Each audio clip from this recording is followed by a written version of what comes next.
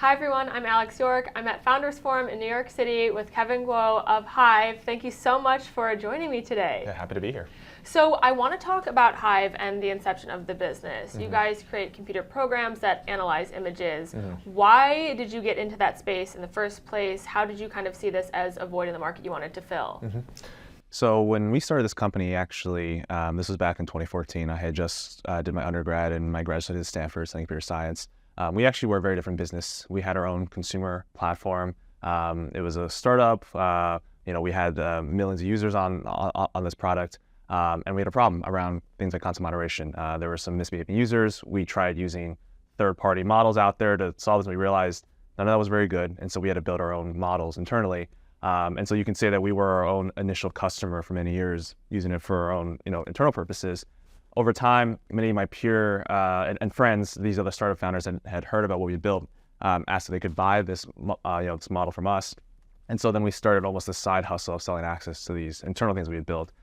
By 2017, 2018, I had realized that the consumer business maybe wasn't going to become a long-lasting, enduring business, but there was something really special about the models we built for ourselves. And so we ended up basically shutting down the consumer business and turning the rest of the company into what is now Hive in early 2018, right? So in the last 5.5 years, we've really just continued that original vision that we had of, can we just build the best models, initially, again, for us as a customer, but now for the rest of the world to use. And so today we work with hundreds of companies that are sending us billions of pieces of content every month. And it's really what we call is to understand content, right? It's image, video, text, and audio data. Content moderation is still probably one of our largest kind of well-known areas, but we do a lot more than that now. So in terms of content moderation and analyzing all those forms of data and media, what were you really looking for when you first created the platform and the technology for yourself? And how is that different from what customers are really looking to analyze today? Yeah, so initially when we started, it was more of the kind of, the obvious attributes, right? So things like graphic content, nudity and violence, things that definitely, as a kind of first principle, all platforms need to be able to identify and prevent. But how it's expanded has gone far beyond what we could have imagined there, right? So some easy examples. We have our age model is a very popular one, right? Making sure that there's no minors that are present on certain platforms. That's a big one. Even things like counterfeit logos and products. We have a logo model that's very good at identifying 10,000 different brands and making sure that's not being present where it shouldn't be. I think a model that's very recent, it's very top of mind for a lot of people now, is something AI generated or not.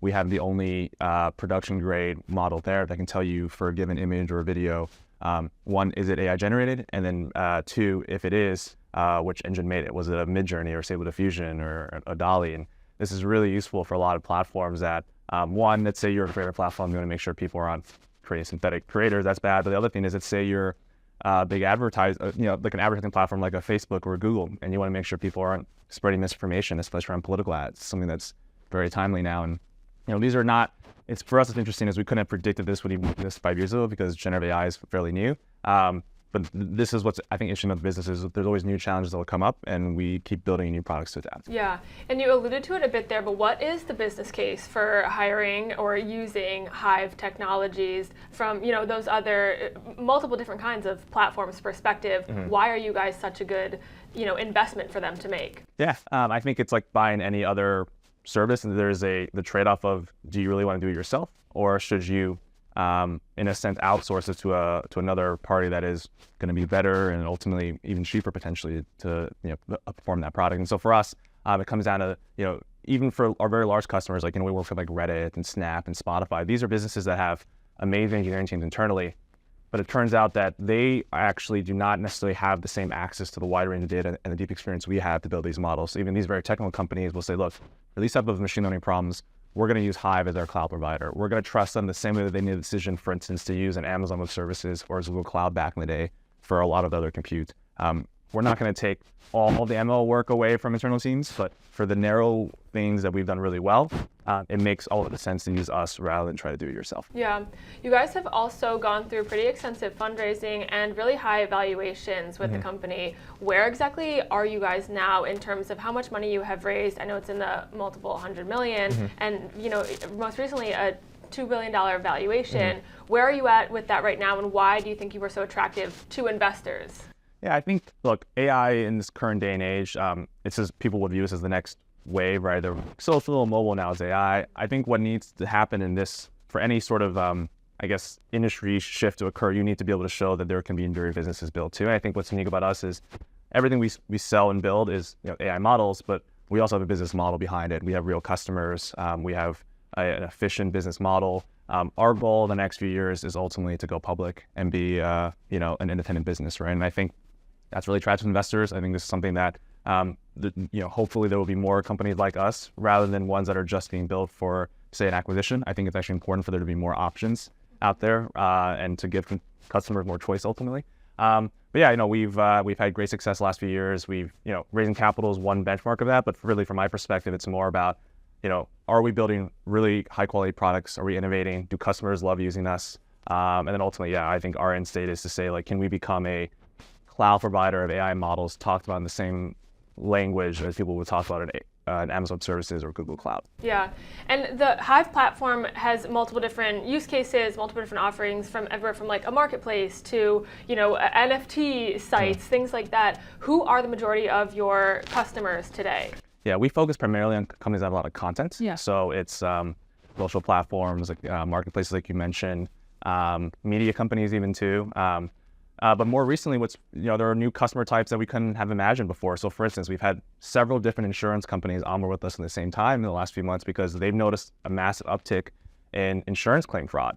People would upload an image of, say, their car bumper with a scratch on it, and it turns out that scratch was AI generated. And they noticed this because in the month of August, the number of claims for bumper damage increased by 100x or something, right? So it's kind of interesting to observe that our customer base too will naturally expand as these challenges enter into different domains. Totally, and as consumers start, using these technologies as well, you guys have to be even better. It turns out this is just human nature, right? If there is a vector through which they could abuse or take advantage of it in some way, they will find that path. And in an argument, there's like that's where we exist, is to provide the tools to companies to understand that problem and combat it. Yeah.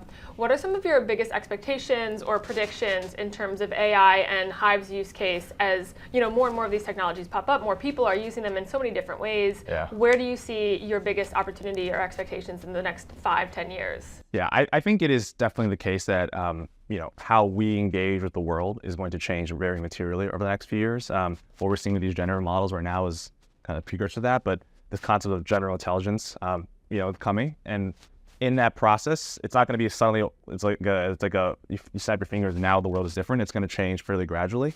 And every one of those little changes will result in some sort of adaptation that we have to do as humans. And I think, our business Hive, we exist to help us in that journey.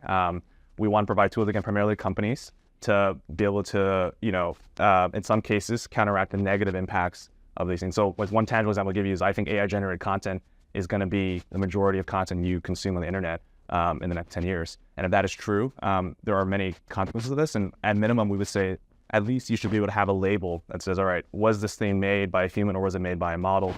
So at least let you as a consumer have some ability to make a better judgment call, right? And I really believe that there are very few companies out there that can provide that accurate kind of metadata, and that responsibility will fall on companies like us to do. Yeah. In a previous interview you did, I know you mentioned as you've grown as a leader in this company, having to realize that other people might be better than you at given tasks or jobs, and like just the importance of outsourcing and building a team that has comparable skills but in very different areas. What are some other lessons that you've learned as a young founder that you've had to kind of maybe stumble upon or really be conscious of as you've been growing your company? Yeah, I think absolutely. Organization building is businesses and scaling, I think that becomes more and more of a present problem. It is true, in the early days when there were just 10 of us, I could do a lot of things myself. As a business grew to 100 and now 300, you have to scale, right? And it comes to finding the right folks that can, like you said, do things better than I could have done myself. And I think that's held true today, whether it's technical product development, whether it's sales and business development, recruiting. These are all functions. Really, the goal is to hire folks that will be able to take ownership of that and scale the business up. And then, I think that is something that as a younger technical founder, and where I did a lot of things myself, to overcome that was challenging. But today, I totally internalized that. Yeah, totally. I want to ask too, in terms of the under 30 community, you're an under 30 alum. What is your biggest either piece of advice or something that you would advise young founders today to look out for as they're growing their own companies, given the market that we're in, the constant changes that we're seeing with different technologies? What is your advice for them and how to kind of move forward?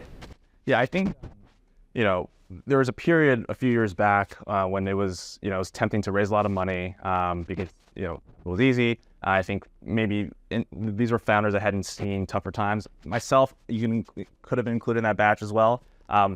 Times are changing, right? I think it turns out that, it's maybe not as easy to get money anymore. You have to be a little more disciplined in how you spend, and you have to be very deliberate in how you build, right? And so I think, that's probably the biggest change I've seen for a lot of these younger founders are now going through this current time period.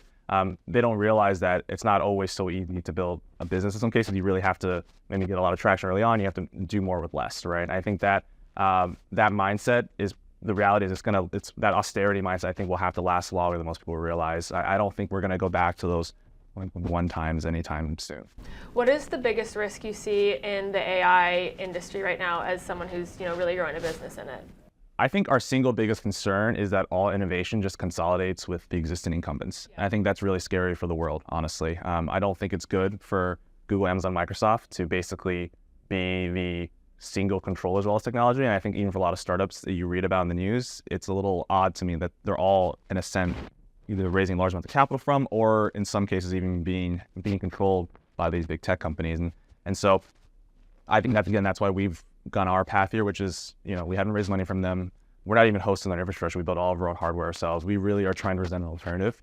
And I would hope that there were more companies that will do that too, because I think something that's really important. And this is unusual in that in every other kind of major industry shift the last, few decades, there are always a lot of startups that were independent and competing, and maybe, not all of them succeeded, but at least there was a chance. I am concerned in this current dynamic, how it just seems that all these companies are it's a little bit consolidated right now into those three businesses. And, I hope that there's more alternatives out there. Yeah. As an up-and-coming company, how are you continuing to differentiate yourself and encourage customers to come to Hive as opposed to some of those incumbents? Yeah, I actually think it's because of the fact that they know that we are truly independent. That actually helps in some ways. Like, as an example, I don't think a company like Snap, for instance, would feel very comfortable sending all their content to an entity owned by Facebook, right? And so the fact that they know that we are truly not associated with big tech, we exist primarily to serve best-in-class models for them without any ulterior motives. That's actually really refreshing for them, because every company they work with, they have to wonder, okay, they took a lot of money from Amazon or Google. Are they really independent, or are they kind of subsidiary now, right? And so I think our story is actually clean for our customers. I actually think it helps a lot, and that is with itself a value prop for them. Totally makes sense. The last question I have for you, I know that growing up you played chess, and for a while you thought that might be your career path. What are some of the through lines that you have noticed, or similarities or major differences, I'm sure there are a lot, between chess and being a company founder? Yeah, no, chess was a big part of my life, and I think it's funny. It's one of those things where at the time, I didn't necessarily appreciate the game itself of like how beautiful it could be. Now I'm playing chess more again. It's just fun. But how it permeates everything we do. It's about planning. It's about thinking a few steps ahead and wondering, okay, if I do this and our competitors will do this move 5 years down the line, what would that mean? And I think an easy example I'll give is 5 years ago when we pivot into this business, we made the usual move of building our own infrastructure and not hosting on a public cloud. And our investors were stunned by this. It went against every prevailing wisdom that was out there. The model then and now has always been you raise venture capital and you funnel it into a public cloud to host. No one builds your infrastructure. But I told them, look, you got to think a few moves ahead here. If we're really trying to compete with an Amazon or a Google in the long run and we're hosted on infrastructure, how will we ever win? It just didn't seem, if you just plan it out and you do the numbers behind this, you will inevitably have a more expensive product. And so we made the choice to build on our own hardware. And our investors at the time, they weren't that pleased with it, I would say, but they accepted it. I think now they would agree that that was probably one of the single greatest decisions we made. And I think that's an example, again, where we had to really think far ahead and really calculate out that this was best for us, even if this is a more unusual move at the time. Yeah, definitely. And what would you tell the under 30 community today? Is it to play chess before they start a company, or some other piece of advice that you think that the under 30s should really use as their guiding light? I think what I would say is First is there is going to be a huge amount of opportunity in AI, what I call application businesses, and I think this is something that on the one hand it's interesting. It's almost going to be there's going to be too many people going into it, but at the same time I think there's also going to be not enough people building very useful like kind of vertical specific applications, and I think that is where there's going to be a lot of value. And I think that's what I would say is if you're a younger founder now looking for something that could be a little bit more called capital efficient, maybe you can build on top of other APIs, whether it's companies like OpenAI or even Hive, we have these products too. We want to make it easy for developers to build applications on top, right? I think this is something that you're going to see kind of like in the early days of mobile and apps that emerge. Something like this is going to happen for AI, and I think there's a lot of exciting opportunity there. Cool. Well, thank you so much for chatting today. I'm so excited to have talked about the business growth and everything that you've done. Sure. Happy to chat. Thanks.